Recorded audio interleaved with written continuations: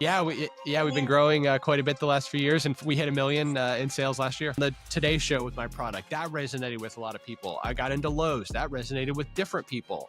I won coolest product and $10,000 at a National Retail Federation show with CordBrick. Welcome, Nick, to the show. CordBrick, Nick. I like how it sounds. So that's why I call you like that. Welcome to the show. So glad to be here, Annie. Nice to chat with you.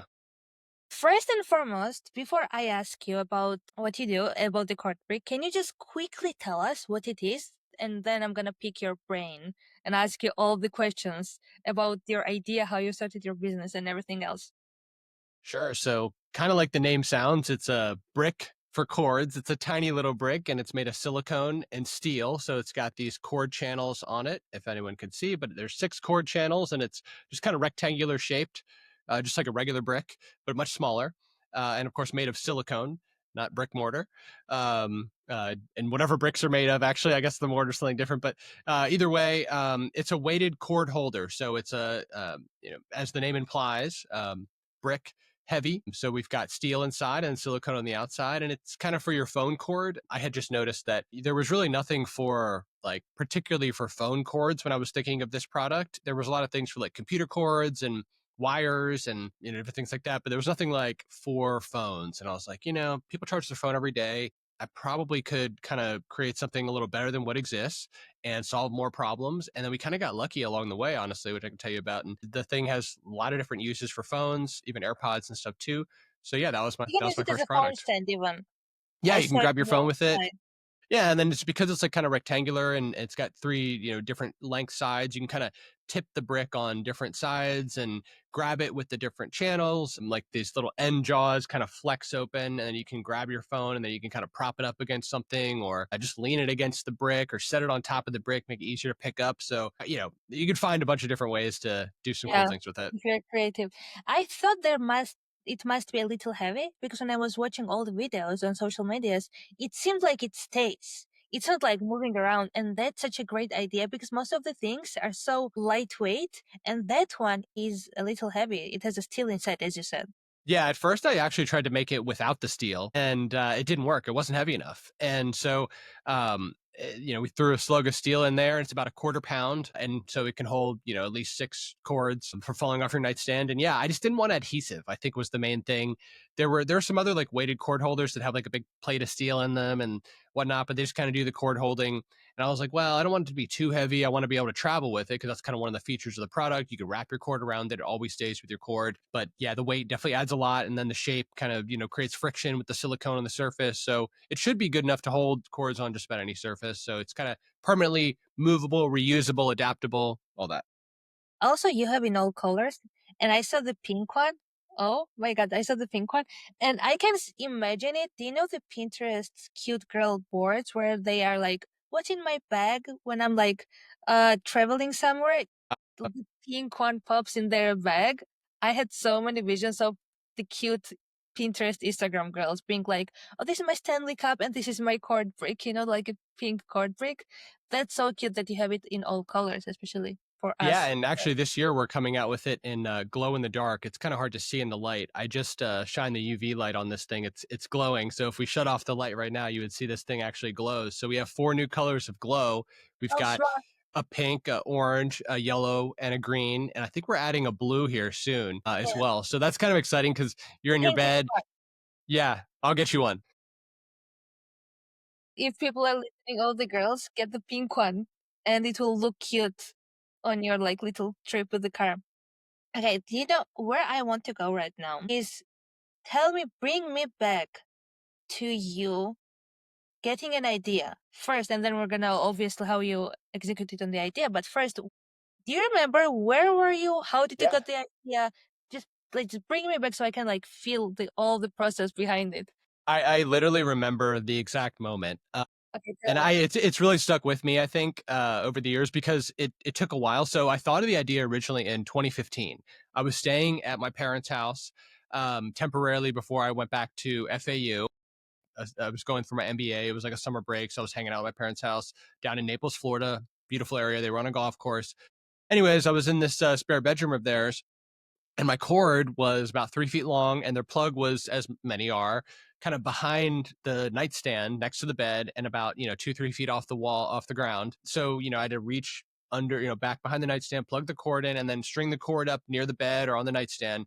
And I just noticed that, especially at night, I'd be laying in bed and I get like a text message or something like that, and I want to look at it real quick or text my girlfriend goodnight or something, and then my cord would come unplugged, or I would want to unplug it because of where I was in the bed, and it just wasn't a long cord too, so it would fall. And then I used to struggle with sleeping a lot and falling asleep. And so this started to really aggravate me because I would have to get up, get out of bed, turn on the light or a light, get on my hands and knees, get under the bed, because it would always like fling like under the bed or behind the nightstand or something to move stuff, and go back, turn off the light, get back in bed, and then I'd be wide awake. And so I'm like, okay, if I just had like a little brick that I could set on the nightstand and even my bed sheet that didn't have adhesive, so I could just put it anywhere, it's just heavy enough to keep the cord in place, keep it from falling, that would be sweet. So I sort of looked at what else existed, and I saw there were adhesive cord holders were the main solution at the time. Just mostly these little like half spherical little round things that on the bottom have Yeah, a little I piece don't of like them. adhesive.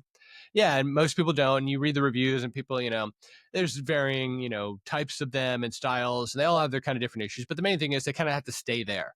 And so I thought, what if I could also, make my product something to like wrap my cord around, to toss it in my bag, and then it could kind of stay with my cord. And because it doesn't have adhesive, it doesn't have to stick, and so it's not permanent, it doesn't damage furniture, doesn't come off, the furniture. If it gets picked up, you just put it back there. If you pull it off, you just put it right back on. And so that I thought that would be a competitive advantage, to create something that both holds cords and wraps cords. And so that was kind of where the idea for CordBrick came from. And okay, so I also get like quite a few ideas. This will be cool, but I don't feel like I should execute on most of them. How did you feel that this was the idea worth pursuing? Because so many of us have ideas and so many of us have problems and we have the ideas of the solutions. But then how do you pursue it? How do you see it as a business? Did you have a business background? Just also talk a little bit about that. How did you feel this is worth pursuing? Well, feel free to interrupt me, because I could go on for a long time on this. I mean, I think this is a great question because, yeah, I mean, I think people who end up being entrepreneurs or have that entrepreneurial spirit inside them have millions of ideas. I mean, the ideas are always coming, for different things. What about this? What about that? So how did I decide to do it? I think, I've tried to kind of think back of what my thought process was, and I remember at the time thinking, how expensive could it be to make these things? I mean, at least I could get some made relatively cheaply, get them in people's hands, and then if I sold some, then I could, use the money to buy more, and then I could, do the same thing and then just grow the business that way. And I also thought like, okay, although I have, semi business background, was a business minor at Penn Yeah. State. I went to get my MBA at Florida Atlantic University. I participated in an entrepreneurship boot camp, and then on a business plan competition at FAU, where I helped a girl win third place and $5,000 with her tremendous idea. I kind of wrote her business plan and advised her along the way. It was really her idea, but that was really part of the win for them, for her. I also just like every company I worked at, I was always trying to think like, okay, like what would I do if I were the CEO, if I were the boss? Like, how would I run this thing? And just also being in marketing, the thing I used to say, and in marketing is like, marketing is everything. There's nothing that's not marketing about what you're doing, really. I mean, I guess shipping, logistics, that accounting, I guess maybe that's not marketing, but in terms of like customer facing stuff and like how you're presenting your offers and ideas to the customer, it's a lot. I really like to have the full scope of the business and just kind of be participating in every aspect of it. Because I kind of felt like if I got the opportunity to create a company and start calling the shots, like I had talked to some CEOs before, and I kind of thought like, I don't see why I can't do this. And then CordBrick just kind of became the lowest common denominator, right? It was the least expensive way I could think of, and the best idea that I had, that I thought there's really nothing that exists like this. So it has a nice competitive advantage in the market space. I had seen some other things like pop sockets, for instance, small electronic accessories, no batteries, just a patented design and utility of something that blew up. And so I thought, why can't I do this with this little brick? It's kind of a catchy idea. So just a lot of things kind of fell into place. I mean, I certainly had lots of other ideas of things that I did not pursue. I'd started a property management business kind of in the beginning of doing this, so which was right in the beginning of COVID, 2020, just as like, okay, if one of these can be my regular steady income stream that's not super complicated, and the other one I can kind of develop and work on in the future. And then for me, I didn't have a lot of like product development experience, but I also just found myself drawn to it for some reason. I'm not really drawn to like software technology or anything like that, apps and coding, and it's just not interesting to me. But a physical product, something I could feel and touch, it, was interesting to me. And so just all those factors kind of combined and made it to where after 5 years of having the idea, I was like, Yeah. okay, no one's done this. I should have done it a few years ago, but I didn't. But like, this is if I'm ever going to get a business started, this is the time. And so that's what I did.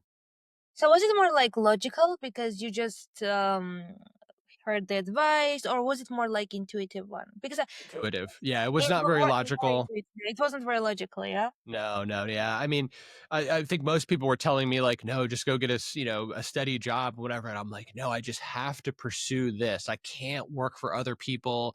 I failed working for other people. I tried, but it's yeah, maybe my personality, just my interests and different things. And I think, now having gone through 5 years of being an entrepreneur, I find that I'm extremely self motivated. I didn't see that from myself before when I was working for other people. And maybe it's a bit of a selfishness thing. I don't know. But I find like working for myself, I can work for myself all the time. And 80 hours feels like 40 hours to me. But working for other people 40 hours a week feels like 80 hours. Right. So That makes it was sense. an intuitive sense of I just need to do this. I need something to get my own business where I'm not answering to other people and I can kind of be the arbiter of like where are we going to go and what are we going to do and how are we going to make this work? And I thought if I could get to that point, then I could have something successful. So when you got the idea on that day or night, it was night or day, Yeah. other, yeah. Yeah. Night. So how quickly did you start researching it, and how quickly did you create it? Like, what was the time in between the idea and the first prototype or whatever it's called that you hold it in your hand? So I right away went to try to get someone to design this thing. So I tried to design it myself first of what I thought was going to work. So I went to Michael's craft store and I Yeah. got this molding silicone clay. And so what you do is there's two parts and then you mix a little bit of each. And then after like 30 seconds or a minute, it hardens. And so it's soft when they're apart, but when they're together after a period of time, chemical reaction occurs, a catalyst and a base. And anyways, it makes something hard. So I made a couple bricks out of this modeling clay, and then pretty quickly I tried to have someone 3D print one because I thought that maybe we could find a flexible 3D print material that could do this and it would look a little more professional and smooth than me molding something by hand because I didn't know how to make any kind of mold or anything like that. And I actually went to a couple locations here in Naples and just, like a mall, this place called Waterside Shops in Naples. And I started asking people, like, how much would you pay for this? Like, here's what this is. Would you buy it? Do you need this? How much would you pay? And people were like, oh, I'd pay $5. I'd pay $10. I'd pay 20. And I really couldn't believe that people were saying they'd pay $20 for this little piece of silicone that I had, got that just holds cords. Like, not too much to it. But I think what I realized was there was a need. There was a problem that existed that people had not solved with other things and didn't want to use the current solutions to solve. But then at that time of my life, I was still, I'm an alcoholic, so I was still drinking heavily. And so it just wasn't the right time for me. I started to pursue some other things Yeah. and other jobs and whatnot, but I didn't really have the self motivation at the time to continue. And I kind of dropped it for 5 years until COVID. Oh, so you just dropped the idea completely and then see, Yeah, I that's so, waited. I just wasn't ready in my life personally. yeah, And, although I didn't like working for other people, I needed to make some money. And I think given what was going on in my life at the time, I yeah. didn't really have like the backers and believers and people that would have been like, okay, here's some money to go do this. Um, and I think just generally, I wasn't really sure what to do next. It's hard to remember looking back. I mean, I was still in the middle of kind of my addiction, but why I didn't continue at that time, Oh, I so you think I just actually thought, had addiction. I thought that was a joke. no, no. I mean, I was, It sounded like a sarcastic joke, but then I was like, did he really mean it? Because that's I just picked up my 8 year sobriety chip on the 11th. So I've been how long sobriety? I eight didn't hear. years. I picked it up on the 11th. So yeah, just celebrated my 8-year no alcohol anniversaries. That's crazy. 8 years. My friend's dad was on sobriety journey, and she was telling me, and we were like talking how we can apply that advice to everything in life. But she was telling me that her dad always says that like my goal is not to drink for a day, just one day at a time, just one day at a time. And he was sober for like 11 years or something. And hearing her and the dad's journey, I have not experienced, but it must be hard. And just wow, because eight Thanks. years Yeah. wow. And addictions, no matter what, like on those days when you're having a bad day or bad moment, like the body still craves it, and you must be to say no to that. That's really hard. Yeah, I think it was really hard in the beginning for a couple years, but I have to say, right now, it's almost one of the easiest things I do. And I hope I don't, look back and say, oh, why did I think it was so easy? I was, taking it too easy. I should have been more serious about it. But, I still go to some meetings sometimes and stay connected with people who are, in the same state of mind. But I think now also I didn't have anything that was like I felt really prideful for and that I had worked really hard at. So I didn't have too much to lose necessarily, I thought. But now I feel like I do have a lot to lose Yeah, if I were to, mess up or, as they say, that's go right. out. And so, yeah, I mean, if the thought comes to my mind now, it's like you say, it's one day at a time. What I do is I just kind of play the tape forward. I say, where will this end? What will I do? Right. And it's like, oh yeah, I've done all that stuff before. I know where this is going to go. I know that, one drink is never enough. One drink's too many, but 1,000's never enough for me. I'll just keep going and I can't really stop. I can become completely, non-functional and, can't do too much. It's been a huge benefit to my life. But you're also very entrepreneurial, and whatever I've heard, like through this podcast and stuff, you guys are very passionate, and people like you need something to be healthy addiction, so all Yeah. that energy obsession now goes to something that truly matters. And you people like you need that to have something that you are working on, because this big obsession and big fire inside and Yeah. this big energy needs to be directed correctly. Yeah, some insane percentage of like founders and CEOs are, recovering addicts or alcoholics. Also, a very high percentage of like marathon and ultra marathon runners, people who do extreme endurance events. And I think what I found was like I thought I didn't have willpower before and I just I give in to my impulses or whatever else and I can't stick to anything. But I think it's kind of reversed. Like my willpower to not do something was so strong that then I was able to kind of turn that willpower into a decision to do something, and it's become very intense and obsessively focused on accomplishing this goal. And then a great saying that I like to tell and share with a lot of people is, from AA actually, is esteemable acts build self-esteem. If you do good things, you will feel good. If you do bad things, you will feel bad. You'll Totally. know subconsciously no matter what. And so those good things start stacking up. And so after a period of time, you start to feel a real sense of pride in what you've accomplished. And now I feel really accountable to myself. And for all the hard work I put in, I don't want to throw it away. So, Yeah. I'm going to try to not, mess up moving forward Yeah, because of that.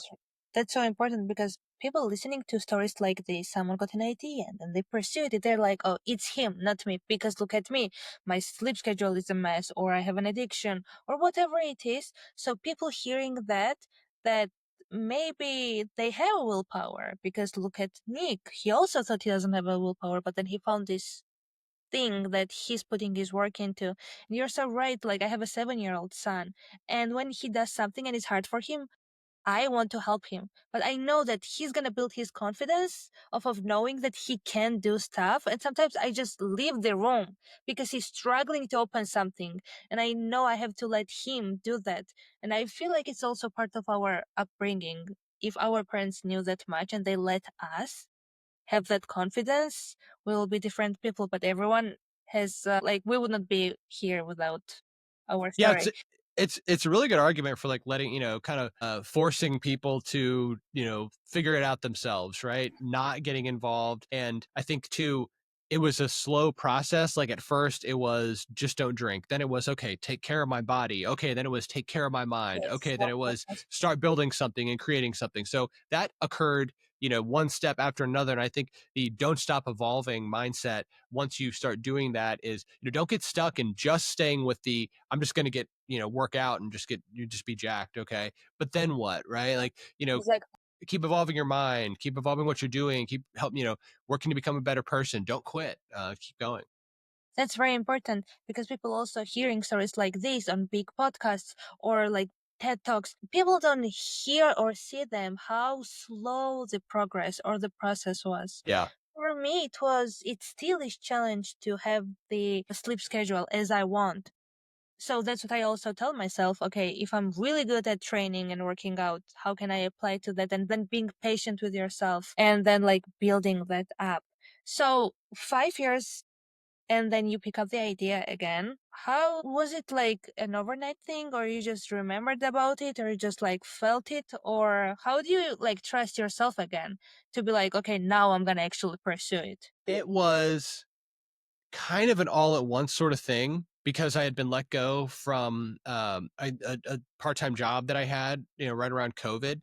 I had decided to move in with my parents for the foreseeable future and kind of save money and try to, figure out what I was going to do next. And then when I moved in with them, at 30, 33, I'm like, okay, you know, how am I gonna I can't do this forever. So I've got to do something that's really gonna permanently get me to where I want to be.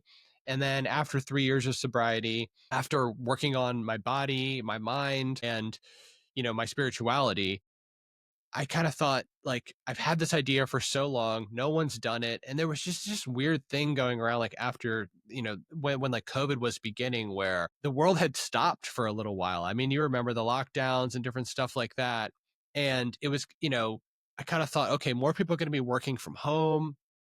Um, there's, more people are doing like computer digital remote there, work there's all these other devices now, so there's more need for cords. There's, AirPods and tablets and watches and all kinds of stuff that there wasn't in 2015. Really, it just wasn't, or at least, there was just wasn't many phones. People have two phones now, different stuff. So I kind of thought, like, if there's going to be an opportunity for this, it's now. And I have gotten to the point where I feel like I'm, comfortable being sober and moving on with my life, and I can go safely pursue something.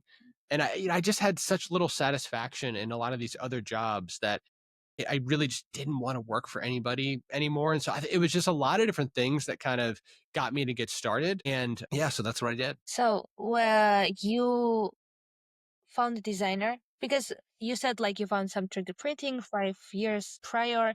And then what was the first thing that you did? Like, okay, I'm going to pursue this idea. I have this idea. People are going to use it. What was the first thing that you did? Or did you find a designer, or how did you just make a product? So I wish I found a designer. I went right to the factory and I said, "Can you make this, like, drawing that I had?" And they were like, most people were like, "No," like they didn't even respond. Did you go through there in US, or Yeah, did I you was find? looking to do like made in the USA. I'm a patriot. I love the USA, and I thought, the other thing about made in the USA is you can charge more money for it. And I thought, I'm gonna have to be higher priced than these, Chinese parts that are being made. So if I can add value by being made in the USA, that would be great. And then, you know, maybe, then maybe I could just get going from there. But so I went and looked for these manufacturers, and I found a company in Tampa that was willing to work with me. And so I kind of filed like a provisional patent just to kind of protect my idea, but it was very rough. And then, I basically was like, "Here's my concept. Can you make this?" And he was like, "No." He's like, "You're gonna have to do this, this, this, that." I'm like, "What?" So we went through a number of design changes over like 6 months. So I guess technically the manufacturer was my designer, but that's not a, I wouldn't advise anybody to do that. A manufacturer is not a designer. They Yes, will yes, tell you find a designer. they will tell you design limitations for their manufacturing process, and they will tell you why what you have won't work or what will work. But they're not really a product designer. So eventually I did find one, and that company that I was working with in Tampa, we ended up having to scrap a whole mold, a bunch of material and stuff that I had bought, because when we made what we eventually came to, it didn't really work that well. And I didn't feel very confident about it. I'm a perfectionist, sort of. And I just kind of was hypercritical of every little thing about the product, just wanting it to be perfect, just because I mean, you want to give yourself the best chance, right? You want to put the best possible thing out there that, is really going to sell. And when I used it, I was like, yeah, this is underwhelming. This is not good. So we scrapped the idea completely. And I started over about 6 months after I had started. And I almost stopped, except I just started talking to a few other people and I really just started asking around, like, hey, do you know anybody who does this? Who does that, whatever. And finally, I found someone who could help me kind of prototype using a 3D printer, but doing a reverse. Instead of printing the product, we printed the exterior of the product in a mold, and we were able to kind of mold a piece of silicone inside that hard plastic 3D print model. And I was able to do some testing that way and really see, like, okay, does this work like I want it to work? And it did. And so then we went and I found someone who could connect me with a Chinese manufacturer, which was the least expensive way that I could find to do it. And then so we started from there in 2021. So, do you have any partners or is it just you? Yeah, it's just me. I have a lead investor, but it's more of a loan. Yeah, And this was my promise. next question about if you have, yeah, investor or not, because so many people they're like, oh, I don't have money, I cannot start a product. So, what would be your advice to them? Yeah. So, I mean, there's a number of different ways to get started, but I would say the way that most people get started who are in the situation that I was in, where I wasn't self-funded and didn't have any like nest egg, was friends and family, right? You've got to ask people near you that know you, or that, that trust you, that believe in you, that believe in the idea to invest in you. And it could be 1,000, 2,000, 5,000, 10,000, but you've got to get some kind of, money that you strictly spend on whatever you're trying to do. Some companies need quite a bit more than I needed, but that was one of the reasons that I did this business, was because I kind of knew, or I had a good idea anyways, that, I didn't need I shouldn't need that much money to make some of these and sell them. So that was part of the strategy. For me, it's difficult to get money. Banks won't give you money. You can't just, I mean, unless you're willing to put up your house or some, large asset that you have already. You're not, even I now can't go get a loan 5 years in, you know, over 1 million in sales last year. Uh, it's going to be very unlikely that a bank will still give Yeah, me a 1 million loan. on sales. Yeah, That's we've been yeah. growing quite a bit the last few years, and we hit 1 million in sales last year. How did you make it feel? Like, did you feel like you accomplished something, or you were like, okay, there's more work to do? Did you Well, yeah, celebrate? I felt like I accomplished something. Each year, I felt like I accomplished something. I think year two we made $50,000. I felt like I accomplished something that year. Year three I made. You know how and a lot of people who do business they're like, okay, this is nothing, this is nothing. Like, I'm not even gonna celebrate it, and I love celebrating, and I'm so happy that you're celebrating. You absolutely have to celebrate the wins. And I think the toughest part of being an entrepreneur is it kind of is like a line that all of a sudden has a big jump up. All of a sudden, it's very sudden when big things happen for you, but once they do, you can kind of, they're kind of in place, and then you can go from there, and then you're at the next level, right? And also, it's like these like invisible check boxes that people have, that when you start telling them about your business or whatever, you don't know what it is that's going to resonate with them, that they're going to be like, oh, that means you made it. But for instance, I was on the Today Show with my product. That resonated with a lot of people. I got into Lowe's. That resonated with different people. I won coolest product and $10,000. National Retail Federation show with CordBrick. And certain people were like, oh, you got $10,000 because you have a cool product? Like that, then your product is legit. Other people, all I needed was to have the product or to have a website. And they're like, oh, yeah, you're a real entrepreneur. And then other people are like, how much are you making? No, you're going to need to work at this lot. So it's different for different people. But as you go along, you start kind of checking those boxes. And then eventually, it's not disputable. You've got a company, you've got a business, and you're good to go. But most importantly, it's important what you think about it and how it feels. And obviously, the customer opinion is so important. But if you feel that your idea is worth pursuing, that's all it matters. We just literally scratched the surface here. And there's so much to your story. But if people want to dive deep more into your story and ask you questions or find the product, where can people find you and the product itself? Sure, I'm available on all social media sites, and CordBrick is too, at CordBrick. Our website is cordbrick.com. My email is nick@cordbrick.com. So you can reach me there, or it's Nick Barrett on LinkedIn, founder of CordBrick. And so, yeah, I love talking to other entrepreneurs. In fact, I just last week did a presentation. I think it's a sixth straight semester now at FGCU in the entrepreneurship school, Florida Gulf Coast University, right in Estero. And I love talking to other entrepreneurs. So, I mean, one of my biggest pieces of advice to entrepreneurs or people who have an idea is actually share your idea. Don't be afraid that someone's going to steal it. Start getting holes punched in it. Start making it better and better, because your original idea is not going to be where you end up. And so you need people to, challenge you, and maybe they can offer you a contact or something. You don't know who people know or what they know about a certain thing. I would say, talk to people about it. And I'm happy to answer any questions or share anything about my journey with people who are interested. Yeah, I had weird moments where I feel like I should share something with someone, and I'm like, that doesn't make sense. And then I share it. And then I realize why I had to share that, because they give me some piece of information or whatever. And when you feel like you feel you need to share this information with people, share it.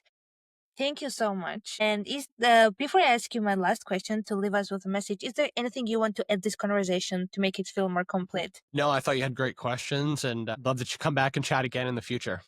Yeah, this was more like 5 minutes of Yeah. chord break. Literally, like the Yeah. idea is like an advertisement, because that's how it feels like with this conversation. Well, hopefully not too much like an advertisement.